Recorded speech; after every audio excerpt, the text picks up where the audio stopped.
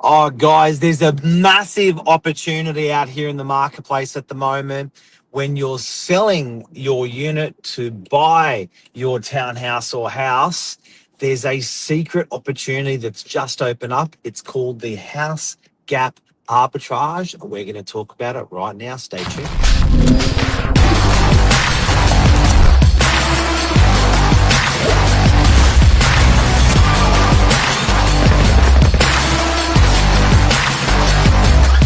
I'm the ringleader, so listen up. Josh Oh, Wabshot, look at us using such big words. I know, I know. Us real estate agents, eh? Who would have thought? I knew when I was going to get older, I was going to use big words like arbitrage. Well, your English teacher hopes so. Okay, But yeah, now this is big opportunity, Mr. Wapshot, the economist. And you brought this up yesterday, and I loved it. Can we talk about what this went in on? This went on in our sales meeting when we were all talking about it, sort of round circle. There's this unique opportunity in the property market now, which is very exciting, which is saving a huge amount of interest and money for people. First of all, can you explain the word arbitrage? alrighty. So technically, arbitrage is a financial term that means taking advantage of a price difference for the same or similar asset across different markets. So that's the official definition. And so basically, what layman's terms, you're essentially investing in an asset, maybe in something that's in a downturn or a correction, whether it be precious metals, property, stocks, pretty much goes across all asset classes.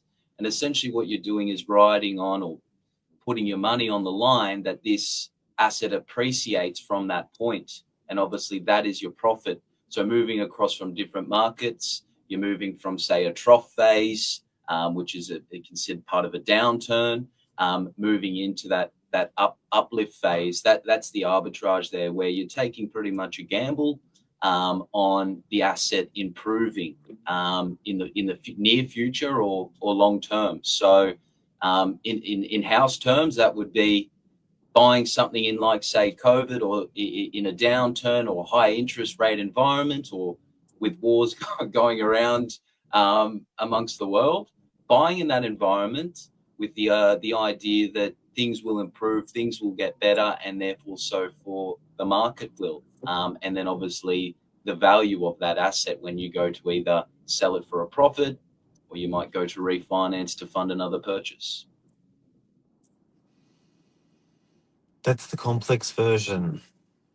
I like it. I like it. I like the word arbitrage. Now, the real weird concept, and this is where it plays with people's heads. If I was to say to you, you're going to take on a 30-year mortgage to go from a unit to a house, and the mortgage is going to be $1 million. You'd say, shit.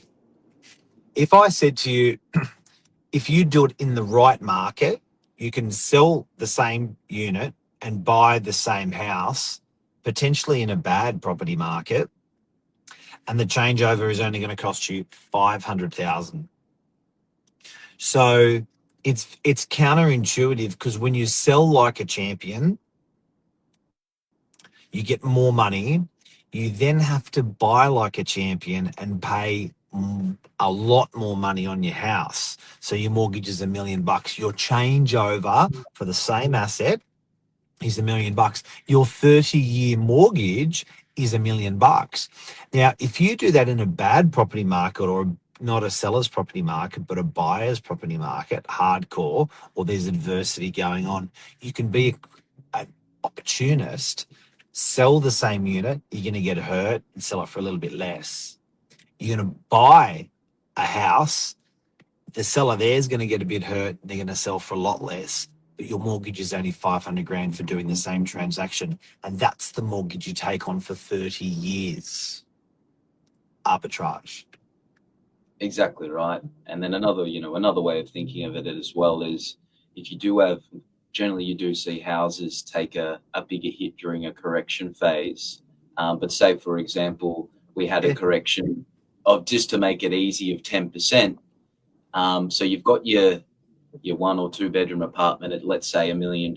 And to make it easy, let's say you've got that house there of $2 million that you're wanting to move into. That 10% difference, the loss on your unit, 100 grand. But the advantage, you're actually $100,000 ahead, because that correction on the house at 2 million is 200,000. So when Mark's talking about that changeover, that's the difference there, because you're actually 100 grand ahead. You're borrowing $100,000 less. So I think it's a really something people don't think of. What if I said to you right now, in this market today, the unit sector is performing better than the housing sector? So that example you gave, you're saying units could could have taken a 10% hit. Houses could have taken 10% hit. What if I suggest that houses made a 15 or 20% hit and the units took a 10% hit? Not only are you up that 100 you've suggested, you're even more, Additional. Yeah, exactly because right. 20% is 400K on a house.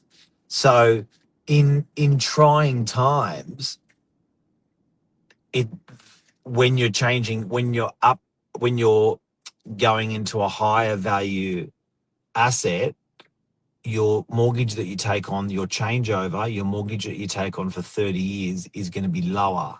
It doesn't make sense, because you think to yourself,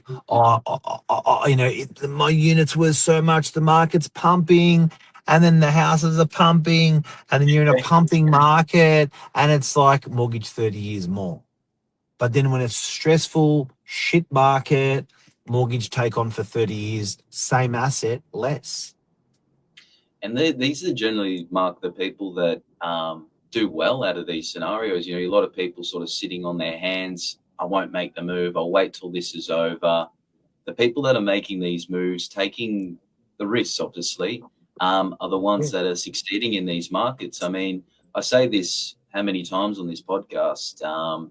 You can't just take a small fraction of time to give yourself an idea of what the future might uphold. You're going to take the last 100 years as an example, and when we take that large amount of data over those 100 years, every 10 years we've seen it. Property in the Northern Beaches has doubled.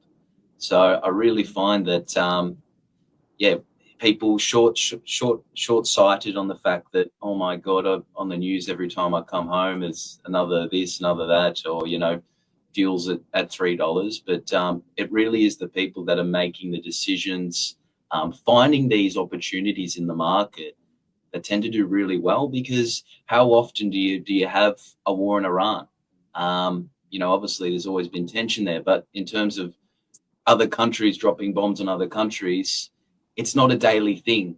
So although it's bad, and obviously you don't want to see people, in these positions, but these opportunities only come around once so often. And you try to find the good, try to find the light in a bad situation. I find these changeovers are one of those examples, Mark. And Josh, I got so many stories. Not even real estate stories. I got so many stories where people, they did that in the time when everyone was zigging, they zagged, whether that was, I don't know, business opportunity, a stock, I don't know. And you go, how smart were they? How smart were they? You know what I mean? And then, 'cause I knew that was a good buy, and they did it. Yeah. Do you know what I mean? And you saw it, and you saw it play out, and then you came back 5 or 10 years later. I saw that. So again, supporting what we're saying in this arbitrage, if you just tuned in on houses, there are people, and I'm not suggesting it's going to be a terrible property market, or it's a bad property market or anything. I'm just saying that there are certain real estate markets, ebbs and flows, when it's very counterintuitive, and it actually happens the opposite. So in trying tough times, there's really good opportunity.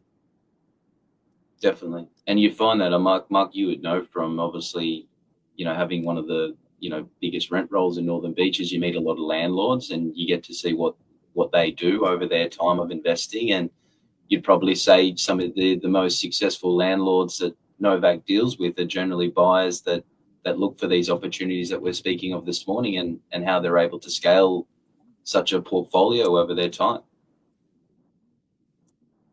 I see it, and it's still hard to do. I think before we came on air, we were talking about diets this morning, about just drinking a bit more water during the day. There's basic stuff that you see, and it's still hard to do, and it's the right thing to do. So circling back to those landlords, and what they're doing, and what you got to do yourself. It's hard, and what we're suggesting about that house gap arbitrage, you hear it, you see, you think that's a great idea, but it's so hard to do. It is. But from the examples that I've seen, generally most of them turn out quite positive for those people that took on the risk. And I think there's no better risk than you can take than property in Australia. So we'll see how it all pans out over the next couple of weeks, hey? The house gap arbitrage, we've just explained it. We've given it 3 words as a label. Even we didn't know what the words would be, but I'm pretty proud of coming up with that, because we're going to use this house gap arbitrage a lot in our business. Hope you enjoyed today, and I hope this helped you out. Thanks, guys. Thanks, Josh. See you, Cheers, Mark. mate.